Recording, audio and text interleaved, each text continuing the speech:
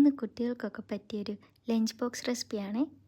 അതിനായിട്ട് നമുക്ക് പാനിലേക്ക് സെസ്മി ഓയിൽ അല്ലെങ്കിൽ നല്ലെണ്ണ ചേർത്തിട്ട് ഗാർലിക് പേസ്റ്റും ക്യുമിൻ സീഡും ഒരു ബ്രൗൺ ഷെയ്ഡായി വരുമ്പോഴത്തേക്ക് ഒരു ഹാഫ് സവാളയും കൂടെ നമുക്ക് ചോപ്പ് ചെയ്ത് ചേർക്കാം.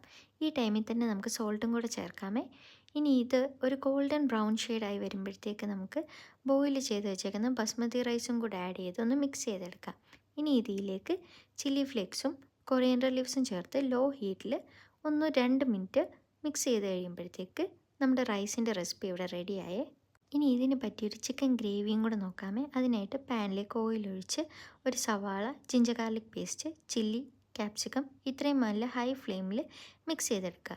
ഈ ടൈമിൽ തന്നെ നമുക്ക് ചിക്കനും കൂടെ ആഡ് ചെയ്ത് ഒന്ന് അടച്ചു വെച്ച് ബോയിൽ ചെയ്തെടുക്കാം. ഇനി സോസിനായിട്ട് soya sauce, tomato sauce, chilli sauce, oyster sauce ഇല്ലെങ്കിലും കുഴപ്പമില്ല കേട്ടോ. ഈ മിക്സ് ഇനി നമുക്ക് ബോയിൽ ചെയ്ത് വെച്ചേക്കുന്ന ചിക്കനിലേക്ക് ആഡ് ചെയ്ത് കൊടുക്കാം. ഇനി ഇത് നല്ലതായിട്ടൊന്ന് ബോയിലായി വരുമ്പോഴത്തേക്ക് നമുക്ക് ചില്ലി ഫ്ലേക്സും പെപ്പർ പൗഡറും ചേർത്തൊന്ന് മിക്സ് ചെയ്ത് കൊടുക്കുക.